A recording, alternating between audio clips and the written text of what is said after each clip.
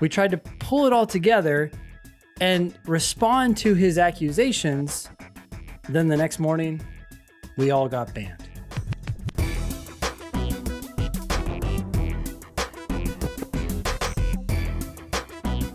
Hello and welcome to episode 447 of the Thinking LSAT podcast. I'm Nathan Fox. With me is Ben Olson. We are the co-founders of lsatdemon.com and the LSAT Demon Daily podcast.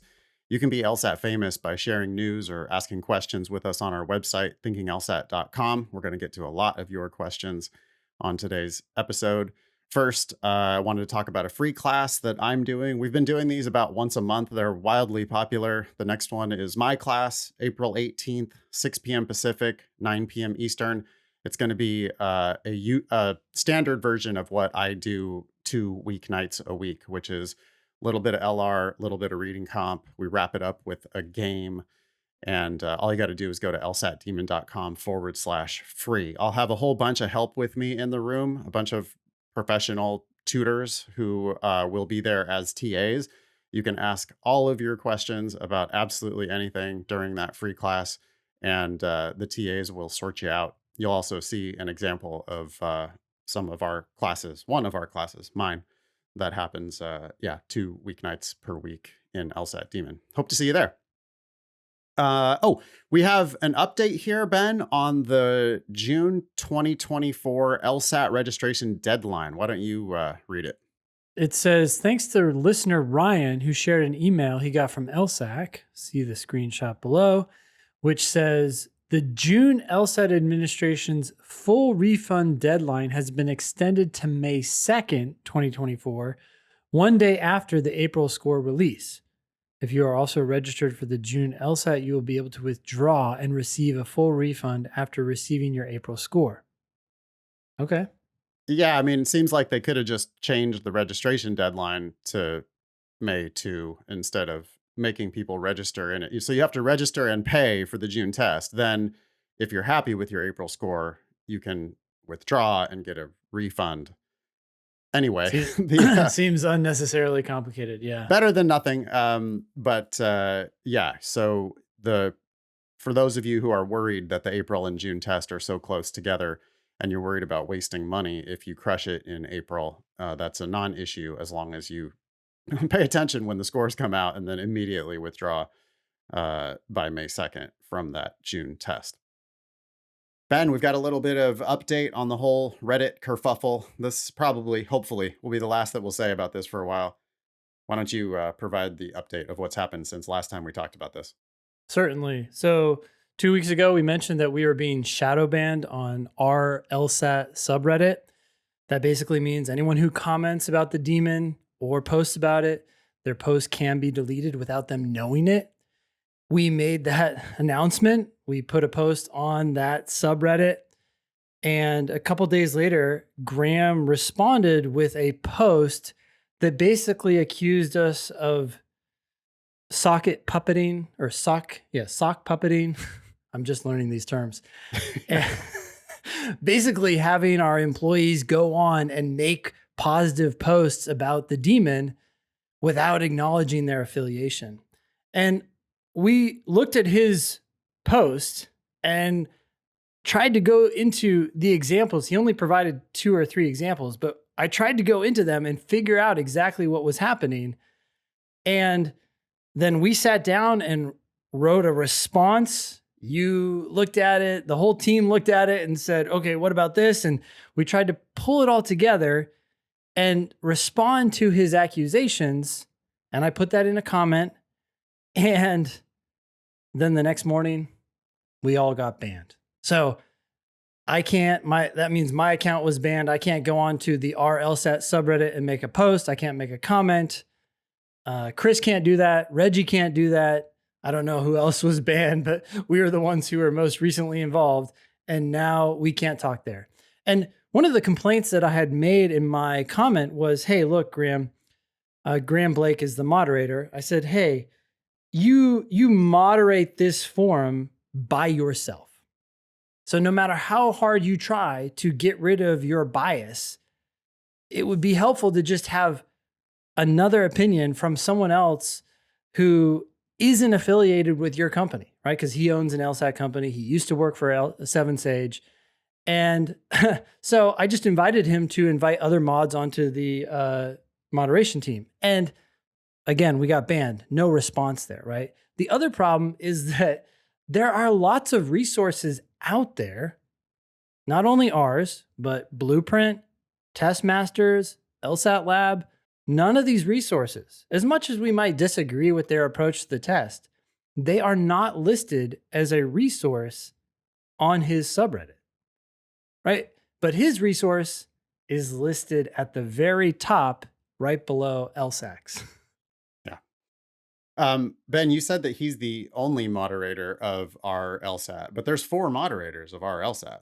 And yeah, it's a little bit odd because each of those, first of all, we don't hear from anyone else. And each of those names kind of look like a variant of Graeme Blake. So, well, yeah, like 3 of them say Graeme Blake, and then one of them is some other, it's like anonymous kind of looking thing. But it's like, it just very much gives the impression that he has 4 moderator accounts that are all him on our LSAT.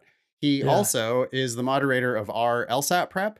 He's the moderator of our law school admissions. He's the moderator of our pre-law. He has requested to take over our GRE preparation. And the more we dig into this, it just appears to be his entire marketing strategy for his company, which is an LSAT prep company, is to take over moderation of these Reddit subs and appear to be even-handed, but, you know, secretly or explicitly ban people who are his best competition. Yeah. Well, you know what this reminds me of is it reminds me of that AI debacle that Google just went through. Oh, right. Everybody got upset because Google was adding in prompts to people's requests to Gemini. That's their large language model, right? And people got upset because they said, hey, we don't like the tweaks you're making to our comments. And the biggest concern here is not so much that you got caught for injecting controls over how our requests are processed, but when you don't get caught, you can push, you can nudge people in certain directions, right? And as people go more and more to these LLMs to get information about history or whatever, you can start to just slightly rewrite history. If you totally rewrite it, it's stupid and it's not effective. But I think that's the problem with this shadow ban is that people were saying things about the demon and they had no clue that their comments were being deleted or their posts. It's funny, in fact, you would see some people who would say something like, hey, what resource did you use? And the person would write, I used LSAT Demon. And then a few minutes later or an hour later, someone's like, hey, what resource did you use? And the person would comment with their, you know, that hand emoji pointing up. This, like, I already hey, answered idiot. it. Yeah. That's because they could see their comment, but no one else could. And they didn't know that unless they logged out and saw it as a, you know, just a general user. So, and who logs out, right? Everybody has their login saved, right? Anyways, that's my biggest concern is that as much as Graeme may be trying to do the best he can, we don't know for sure, to try to moderate this forum fairly, there just seems to be things that he's either deliberately or, you know, maybe more likely just inadvertently not realizing that he's excluding. And it's not good because as much as people may hate the demon, there are also thousands of people who like it, right? We see them every day. We have all these people who are signed up and paying us money. Like if they hate it, like they would leave, right? And they could ask for a refund and all that sort of stuff, but that doesn't happen. Instead, people leave and they give us these positive reviews. So we know that there are people who really benefit from what we're offering. And yet, if you go to our LSAT or any of these other forums that Graeme is moderating, you're never going to hear about us. And you're not going to probably hear as much about these other platforms as well. I mean, we haven't been focused on those, but you'll hear about 7 Sage. Yeah, you'll hear about that. Like, used to work with. Yeah. And you'll hear about LSAT Hacks, which is his product. You won't hear about his best competitors, including us. I mean, I can believe actually that he believes our reviews are fake. The truth about us is that we're so good that our reviews sound fake. Like people are so happy that they use Demon for their prep that it just makes it sound fake, but it's real.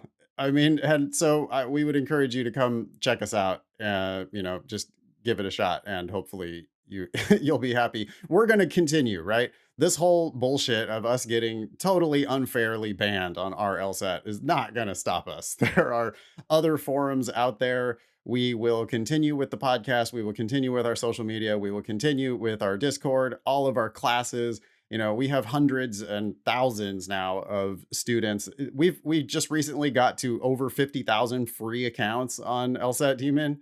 We've helped 50,000 people for free. So apparently nobody's allowed to talk about that on our LSAT, but that's the truth about us. And this is not going to stop us. No. Last thing I want to say is you can read more about this if you want to, although I don't think you need to waste your time doing so. But if you want to, you can go to lsat.link /Reddit. And there we link to my comment. We link to Graham's post. We try to just lay it out for you. But I want to double down on what you just said about testing us out, because that's one of the things I said in the comment. Like, if you think we're fake or trying to promote ourselves in these underhanded ways, then that reeks of desperation. Like, we don't actually have something of value. But no one has to go to Reddit or anywhere else to figure out whether it's a good product. You can try our product for free as long as you want. It's not like a month or something. It's indefinite, and it has hundreds of questions in there that you can try. And if you decide to do a paid product and you don't like it, within the first 30 days, you can ask for a refund, no questions asked.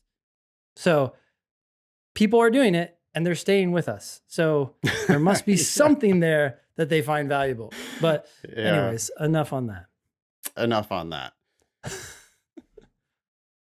Leading off with your questions, RJ starts with how to get level 5 LR questions. Hey, Ben and Nathan, I find myself in quite a predicament. I'm now at the point where I can answer every level 1 to 4 question with 98% accuracy. However, when I get a level 5 question, it's essentially a crapshoot. I consistently review these questions in practice tests and drilling, but I feel like I'm plateauing with these deviant questions. Do you have any advice on how to get better with these types of difficult questions? Thanks, RJ. Seems impossible. Okay. Doesn't seem like it could possibly be true. There's just not that much of a difference between level 4 and level 5. How is it that you're really 98% accurate on level 1 to level 4, which, by the way, you really should be striving for 100% accuracy on those questions. Like, that's even more important. The ones that you are missing on those questions are probably more important than your problems that you're having with level 5. But it just seems kind of impossible that you could go from 98% accuracy on those difficulty questions all the way down to 50-50 on the level 5 questions. Well, I think actually something else might be going on here. And I guess this is a little bit consistent with what you're saying, but level 5 questions have a huge variation within them of difficulty. Yes. So there are level 5 questions in which 30% of test takers are getting them wrong. And that's a decent chunk. It might be even more, but at least based on our, I shouldn't say test takers. I should say based on our students who are preparing, right? 30% of them are getting those questions wrong. And that indicates that it's a level 5 question. But there are also questions within level 5 in which 70% of test takers or students preparing for the LSAT are getting those questions wrong. And it's like, those questions are throwing a lot of people off. And RJ, you're probably noticing when you get those questions wrong, you're noticing that those are level 5, but you're also then forgetting about all the level 5 questions that you end up getting right. So selection bias is what you're saying, which, that's why I'm saying it just doesn't seem like it's right. So what I think is, yes, I think, Ben, you are correct that RJ he's doing a lot better on level 5 questions than he realizes. It's just that when he looks at his mistakes, they tend to be a lot of level 5s, which makes total sense, especially because the very hardest level 5s are really, really hard. We did a class recently that was like just the weird ones. And, it was like super double black diamond, where it was like, we're talking about bees vision. We're talking about the fish with the dioxin. we're talking about, I mean, it was just like all the greatest hits back to back to back to back to back. And if you look at those level 5 questions, then you're going to start to think, oh my God, these really are deviant, and like all level 5 questions look like this. But Ben, you're pointing out that all level 5 questions do not look even close to what those look like. So be careful if you're like trying to study the very hardest questions and thinking that that's what it takes to get the level 5 questions right. I would assume it's roughly 1/5 of the questions that are labeled level 5. But am I wrong about that? Maybe we should cut that. No, it's not quite that, but it's close. Yeah. Okay. So close to 1/5 of the questions are level 5. Okay, there's a bell curve, and the ones that are harder than all the other ones, that the roughly 80th percentile questions, are going to be labeled as level 5. And but within those, there are a lot of very manageable, totally predictable questions. Just don't get so hung up on those weird ones. Yeah. You can go, for Demon Live subscribers, if they want to go watch that class that I did, which was just the weird ones, you'll see me struggle with questions that I've taught like 30 times. Yeah. So the lesson there isn't the LSAT is hard. The lesson there is, sure, there are a few of these actually deviant questions, and those do trip students up. But if you're only focusing on your mistakes, you're very likely to be running into those deviant questions with higher frequency. And you just don't need to get them right in order to score 170 or even 175. You do not have to get those deviant questions right. So, if you're going to start scoring 175 plus, then yeah, I guess you're going to have to get most of the deviant ones too. But to get to 170, the easiest way is to slow down so much that you probably don't even reach that deviant question number 24 or 25 in time. You just focused on getting 1 through 20 and 1 through 22 correct. And then you've got some random guesses on the end, which tend to be on the hardest, most deviant. You could think of them as like almost a bonus level in a video game, where it's like, well, of course, this is so impossible. I have no chance of killing all these aliens. But the point of it is to just get as many points as you can during that phase, not to expect like that you have to do that in order to survive. Sorry for like the Galaga reference, but anyway. No, I think that's good. So RJ, keep going. Let us know what happens. Keep us updated. This next one is from Lawrence. The subject is getting questions wrong when doing time sections, but often always be able to do it right later. Hi, Ben and Nathan and the LSAT Demon team. This is Lawrence. When I finish a timed section, I often think I did flawlessly, yet end up getting a few wrong each time. The interesting thing is, a great majority of the time, when I take a break and come back to it, I always get the right answer and can clearly articulate in my head why that answer choice is right. Somehow it just did not occur to me during the timed section or prep test to pick that answer, and it baffles me. I don't know where my main problem is, and hence do not know how to improve on these mistakes. Also, I always seem to be getting the 3-star difficulty questions wrong and the 5-star difficulty questions right, but I don't know if that is relevant or indicative of anything. It would be great if my concerns could be clarified for me. Best regards, Lawrence. Go ahead, Ben. Yeah, it's tough. I mean, okay, a couple things could be happening here. One, you finish the section, your mind has an opportunity to let these ideas marinate a little bit, and then you come back to it and you think that when you're doing it again, you're getting it right in that moment, but in reality, your mind has sorted it out. What can you do to solve that though, is to maybe slow down a little bit more during the section. Maybe you have to do fewer questions and just feel more confident about the answers that you're picking. You say you don't know where your main problem is, and hence do not know how to improve on these mistakes. But when you're reviewing it, it's not just, hey, okay, I can get the right answer now, and I can clearly articulate in my head why that answer choice is right.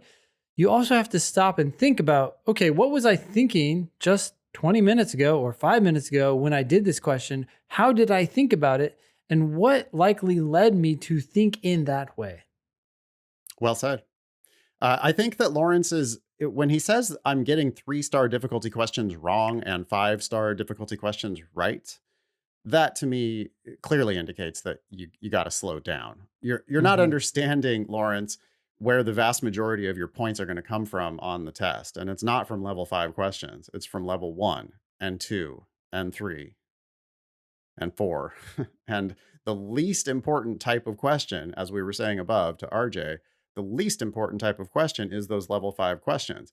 It's great that you can get them right. That's awesome. But missing level 3 questions is a simple matter of you're going too fast and you're just being sloppy. You have too much confidence, Lawrence. You're finishing the section and patting yourself on the back and thinking, yeah, another flawless performance. Then you look at your results and you realize, oh shit, I actually missed a bunch of these questions that I thought were easy. And when I review them, they are easy. Well, okay, then you just got to take a breath as you do those questions so that you can make sure to get 1 point in the bank instead of falling into what you're probably doing is you're falling into their, they have some answers that are there to trap those who are not reading carefully enough. And you're getting trapped by those attractive, I'm doing air quotes, but attractive wrong answers. You clearly are falling into those traps instead of taking the time to see through them. And you need to be catching them, right? You need to be ideally, as you're doing the test and going through the wrong answers, you're going to see those and you're going to kind of like, there's going to be a little recognition, little glimmer in your eye of like, aha, I see you, LSAT. I see what you're trying to do. I'm not falling for that bullshit. I'm going to read all 5 answers. I'm going to pick the one that's going to get me a point instead of picking the one that is the trap for people who aren't as good at this test as I am. Anything more for Lawrence? Uh, just one side comment, and that is we talked about this briefly earlier, but there are actually a lot more level 3 questions than level 5 questions. Okay. So when you say I always seem to be getting the level 3 questions wrong, there's got to be a bunch of them that you're getting right. You're probably just encountering a lot more of them too. Right? So like there's just not that many level 5 questions to get wrong. So when you review your mistakes, you're going to see a lot of level 3s that you missed potentially. Yeah. That's because there are more level 3s. If it's a bell curve, so it's not rough, it's not 20%. It's not 20 in chunks. Okay. So it's probably more like 10% level 1, 10% level 5. Well, actually, it's kind of a lopsided bell curve. There's a lot of easy questions. Yeah. Oh, okay. So it might not even be a bell curve. It's more like just kind of declines. Yeah. Well, it does. There are more level 3s than 2s and 1s, but it's like a bell curve that starts high, goes up, and then drops. Got it. So the most common difficulty is level 3. The next most common difficulties are level 2, level 1 and 4. Yeah, exactly. And then level 5. Yep. Got it. Okay. Yeah. But when you review, you will be likely to see. So, right. Yeah. Since there are so many level 3 questions, you're likely to be missing some of those on your reviews. You're also, of course, likely to be missing some level 5 since those are the ones that are missed by more students. Yeah. Okay. Interesting. All right. Anonymous is writing about logic games struggles. Dear Ben and Nathan, I began studying for the LSAT on February 8th and have improved in every section except for the logic games. As of right now, I'm averaging a -3 in reading comp and a -5 in logical reasoning, but my logic games is fluctuating between -8 and -6. On my latest LSAT practice test, I scored a 165 with a -7 in games. I'm extremely worried that I won't be able to improve my games score in time for the June LSAT. My biggest issue with the games is how slowly I make deductions, which results in me rarely reaching the 4th game. Any recommendations for how I should focus my studying leading up to June to try to improve on the games? Much appreciated, Anonymous. Boy, if you could crack those games, you would be already in the 170s. That's awesome. Start looking at it as an opportunity instead of looking at it as an obstacle. If you're always going to see it as an obstacle, you could just decide that you're not going to take the test in June and you're going to take it in August after the games go away. Yep. At that point, though, there's going to be an additional section of LR and you're -5 in LR. So it's not like you're that much better in LR than you are in games anyway. Mm-hmm. Mm-hmm. So I'm not sure that you're going to find that the August test is actually any better for you. Worrying about not being able to improve in time for the June test, man, as we record, this is March 19th. So you got April, May, June. I mean, you've got 3 months to prepare for the June LSAT. Mm-hmm. And 3 months is enough to make dramatic improvement on the games. If you did one section a day of games between now and then, you would do roughly 1/4 of all of the logic games that were ever released. And if you do 1/4 of all of the logic games ever released, you're going to see improvement. Yeah. I went from roughly where you're at to perfect in about 6 weeks. I think I actually made more improvement than that in 6 weeks, because I would get like two or three games probably, like naturally. I would be able to just figure out 2 or 3 games in 35 minutes. But, sometimes 2 games, which means shit, I've only got 12 points or whatever on the section. Random guesses on everything else gets me to like 14, 15 points on the section. That wasn't getting it done. So I studied the games every day, little bit every day, like 1 section, maybe 2 sections a day for 6 weeks. And next thing you know, perfect. Mm-hmm. Not everybody's going to make that amount of improvement in that short of time, but it does happen, and it happens kind of frequently. I think if you have the time and you can work hard at it between now and then, like, it wouldn't surprise me at all if you scored perfectly on the games on the June LSAT. What do you think about Yeah. this comment? My biggest issue is how slowly I make deductions. Yeah. That's not the issue unless you're trying to make deductions in questions, in which case, yeah, maybe what Anonymous means is that he or she is getting stuck in right, making tons of deductions, and that's what's going slowly. Well, or doing that old school thing, which was like combining the rules together and looking for deductions instead of just building worlds to incorporate the rules. And If you not worry make about them. worlds, you Yeah. will make deductions. You just need to learn how to make worlds, because you're going to bake rules in. And when you start baking rules in, then you're going to see how the rules impact one another. You're going to see how variables get restricted or how spots get restricted in the game. And then those restrictions just turn out to be the answers to the questions. Yeah. So, like, instead of worrying about not making enough deductions, instead flip that and focus on, I'm just baking in the rules here and seeing what happens when I bake the rules in. Then you'll be making the deductions effortlessly instead of like try. Do you see what I'm saying? It's like people think that they have to like try to reach a conclusion. And instead, what you need to do is like valid reasoning. If you just do valid reasoning, then it leads to correct conclusions or deductions or inferences or whatever you want to call it.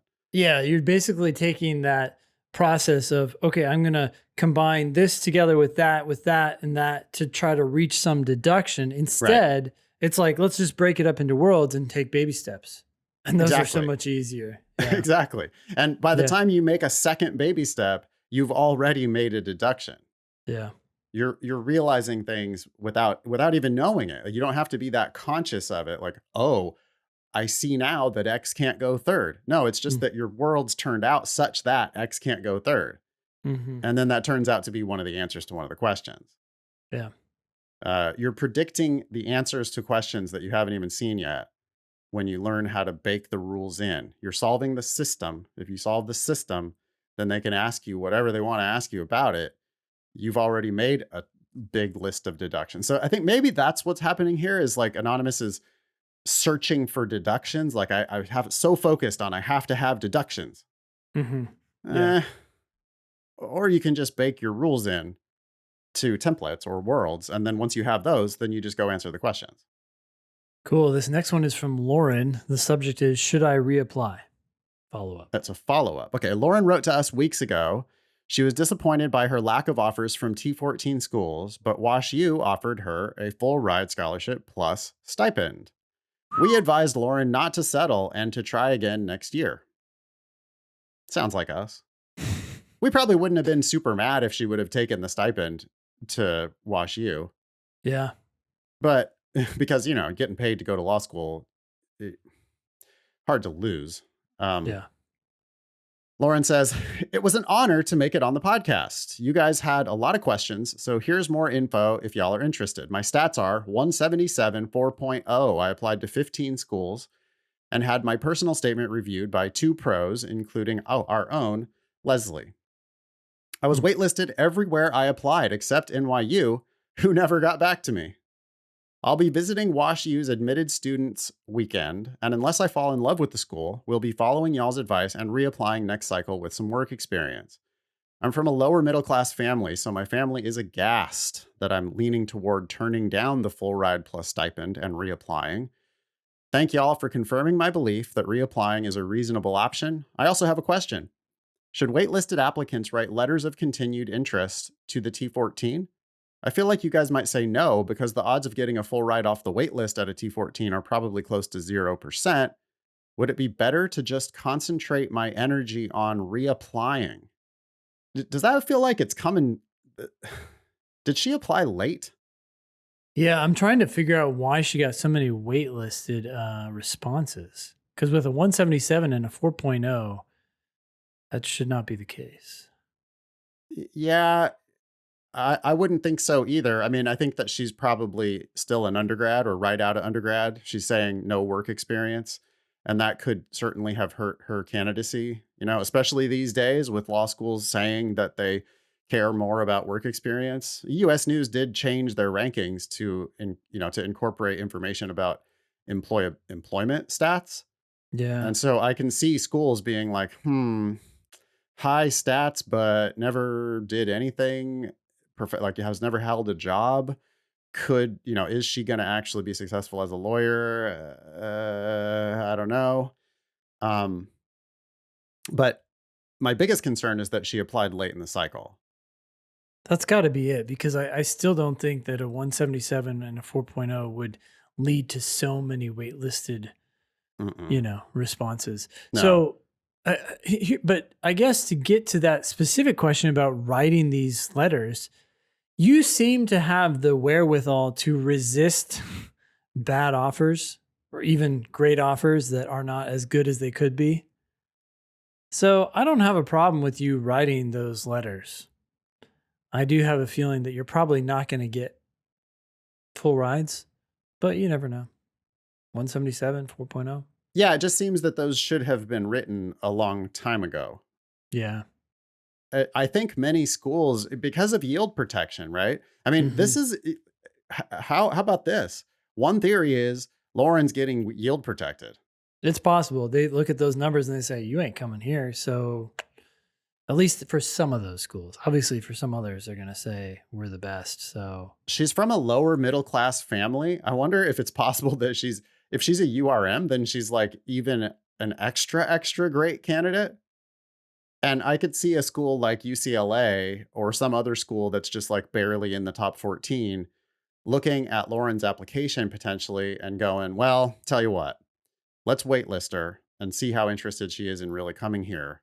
If she doesn't give us a letter of continued interest, then we're going to just assume that she's already going to Harvard or whatever. Yeah.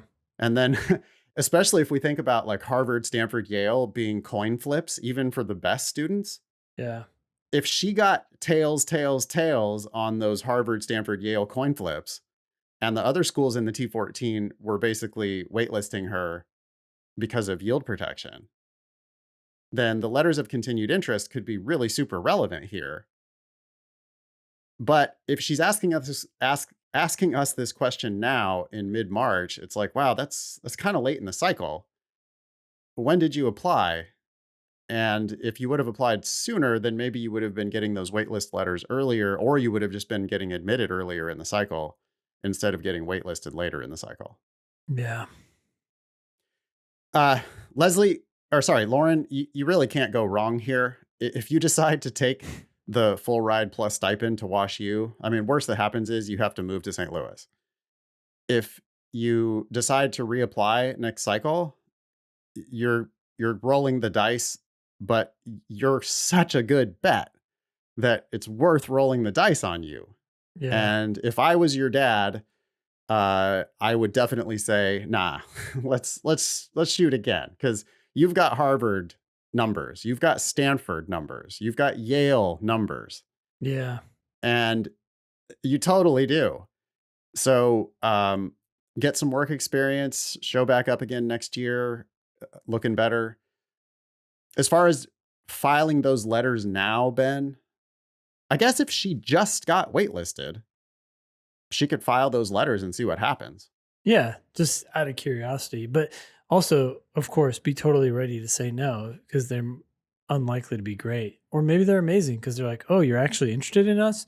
Yeah, we'll give you a full ride. Who knows? If I'm UCLA and I'm like, hey, I know that my yield is part of my ranking, I don't want to admit people that are going to turn me down because that lowers my yield, which lowers my ranking. Yeah. So I'm going to waitlist somebody like Lauren, who has numbers that are above my 75th percentile for both LSAT and GPA. Like, we think she looks like Harvard. We think she looks like Stanford. Why would she come here?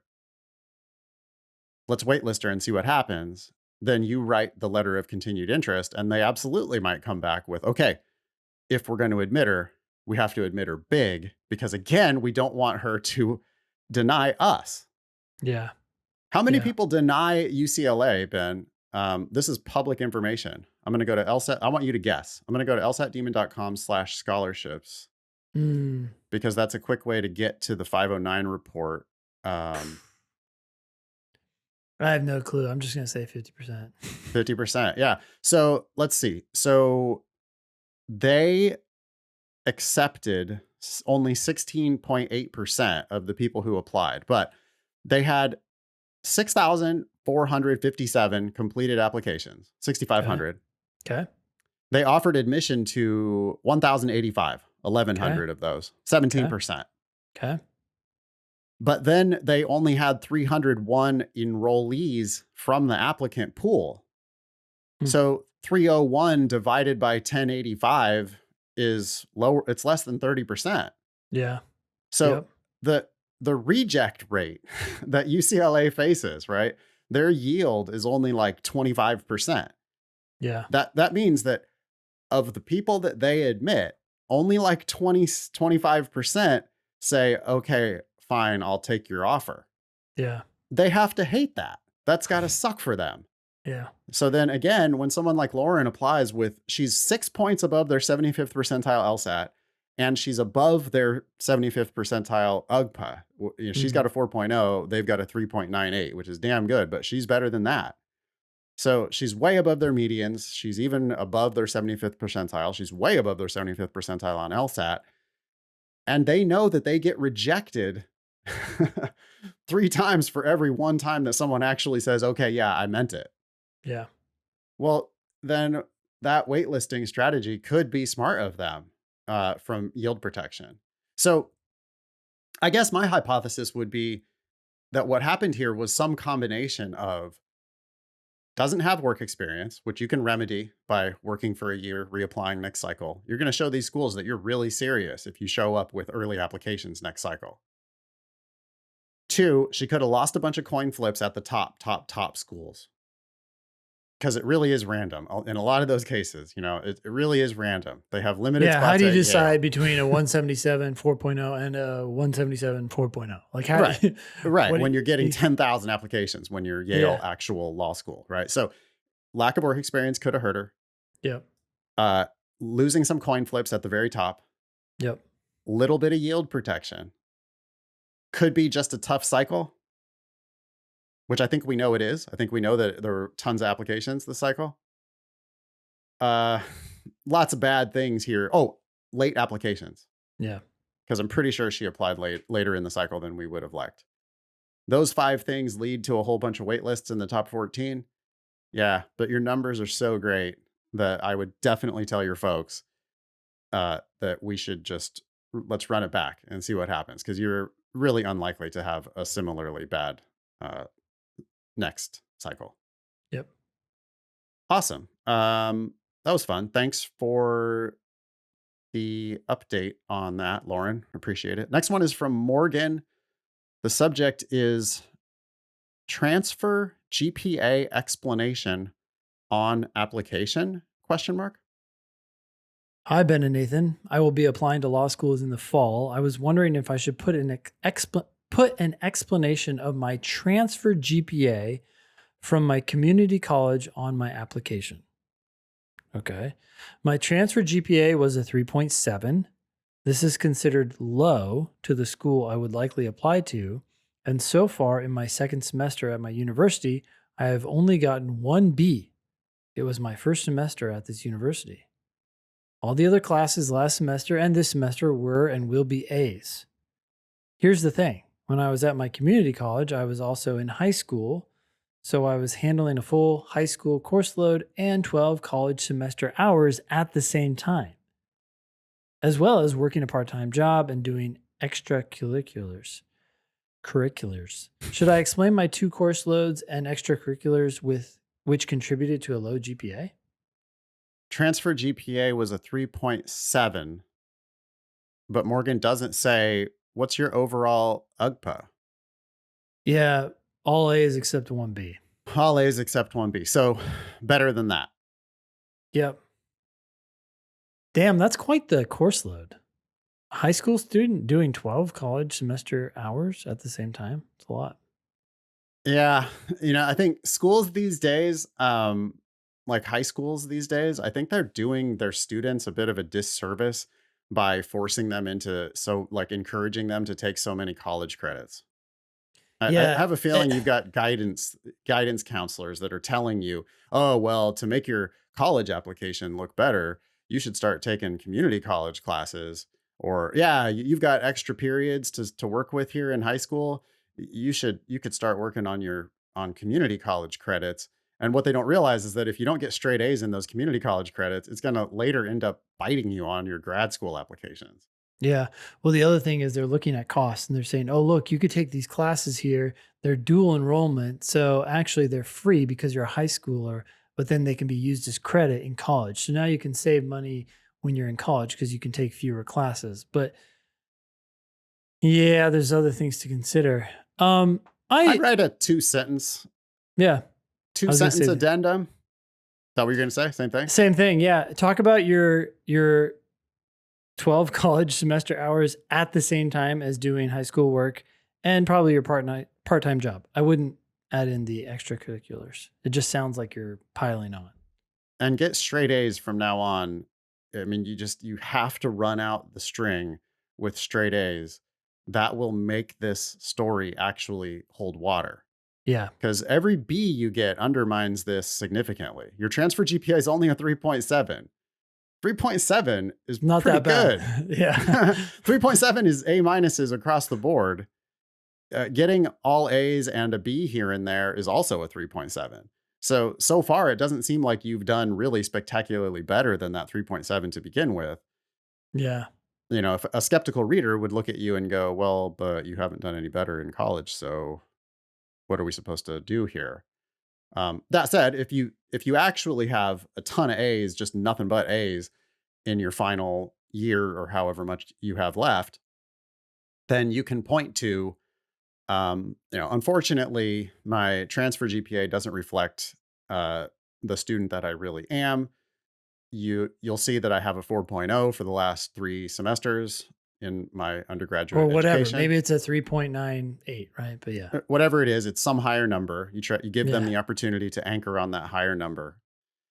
And you then explain the 3.7 was the result of a full high school course load plus 12 college semester hours at the same time, in addition to a part-time job and extracurricular activities. Yeah. And then that's it. But like the goal of it is to just show them the better performance more recently. Yep. That's the only thing that's going to actually make this story make any sense. Appreciate it, Morgan.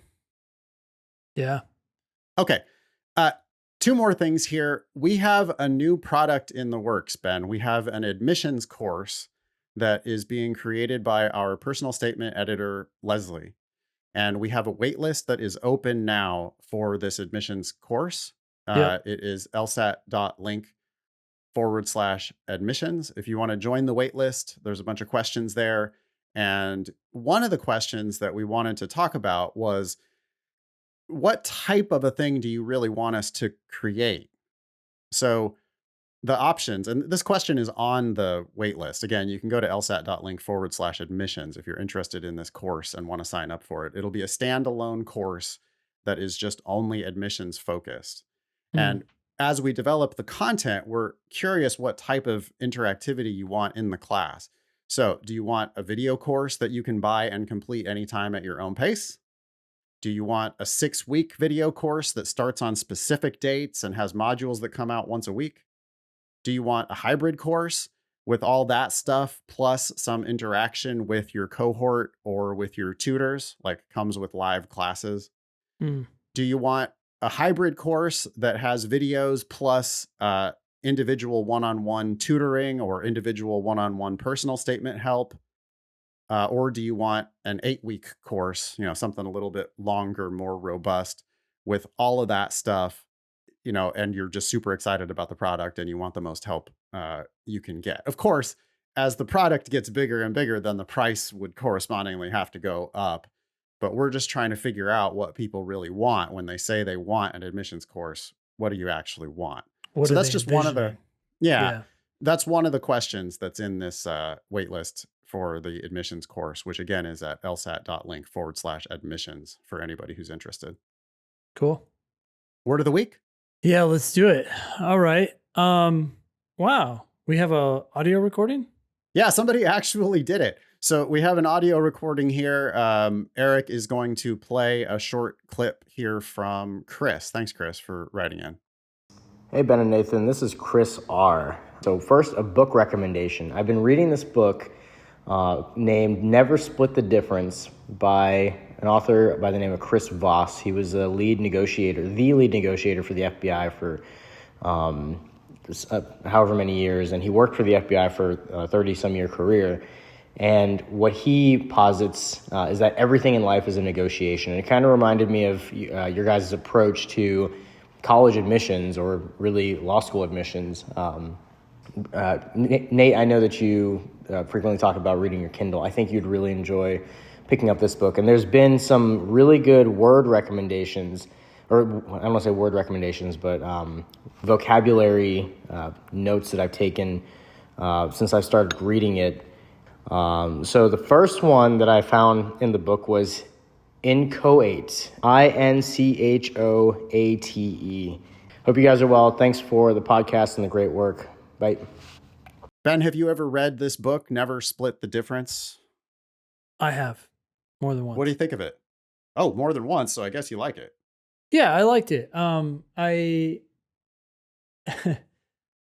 It's about negotiating with people. It's insightful about how people think and human behavior and perspectives. I think it's interesting. I don't know that. What am I trying to say? It's not like I read the book and then I can just go out and start negotiating like a baller with everybody I encountered. But I did think it was interesting just to like see these perspectives and kind of take a different angle on how you might approach negotiating. Negotiations is fascinating. I took a negotiations class in business school. I think I probably also took a negotiations class in law school. I think I am still a horrible, horrible negotiator, but I maybe I'll get a little bit better because thank you to Chris for suggesting this book. I just went on Libby and checked it out and sent it to sent it to my Kindle. So Cool. that'll add to my reading list. The word that was suggested, inchoate. What do you think about inchoate? So this is a word I remember learning in law school, but now I'm trying to remember what the definition was. I feel like it's tacit or implicit or something like that, but I could be wrong. I'm going to say that inchoate means very similar to incoherent. Okay. It's got a lot of the same letters. That doesn't mean it's the same word, but it very frequently does mean the same thing because it came from the same roots. The in at the beginning of that word does, I think, indicate opposition, probably. Starting with in probably means opposition to something. And incoherent would be the opposite of coherence. Inchoate, maybe coate has something to do with coherence. So yeah, I don't know. I'm looking for incoherence. But You know what's so weird too is I kind of remember learning this word in criminal law, but my definition could be totally wrong.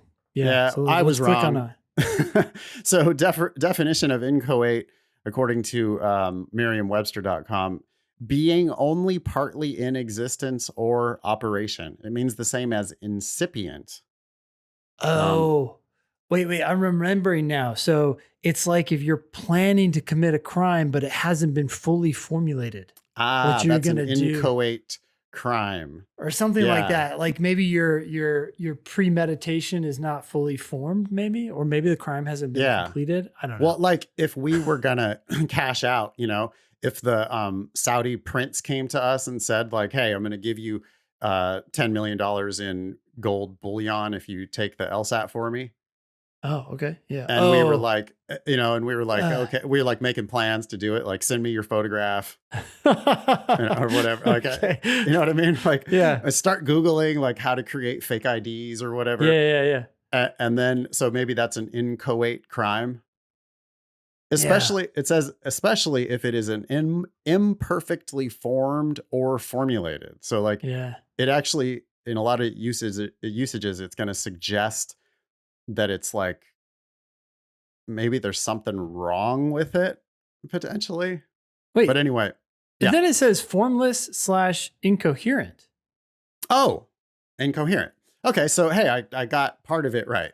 Words have multiple meanings, but the first definition, that incipient thing, it just means, I think that is really what the word probably means more is it means like, well, this thing isn't yet fully formed. You're not just saying that something is incoherent, because something could be fully formed and incoherent. Graham's case against us for shadow banning us on r/LSAT is it's fully formed. It just doesn't make any sense. Yeah. Inchoate would mean more like it's not even fully formed yet and possibly incoherent. Yeah. Cool. Thanks. I'm going to that, add Chris. this really quick. So inchoate is the word that's spelled INCHOATE. Yes. Cool. Inchoate. Oh, and we keep saying, or I keep saying inchoate, but the little pronouncer here on Merriam-Webster anyway says inchoate. Inchoate. Okay. Inchoate. Yeah. All right, there you go. That's word of the week. You can be LSAT famous. Please ask questions or share news with us on our website, thinkinglsat.com, or on socials at LSAT Demon. If you have questions about the LSAT Demon, you can email help@lsatdemon.com. Please check out our other podcast, LSAT Demon Daily. That was episode 447 of the Thinking LSAT podcast. Thanks all y'all for listening. Nice knowing you. Don't pay for law school.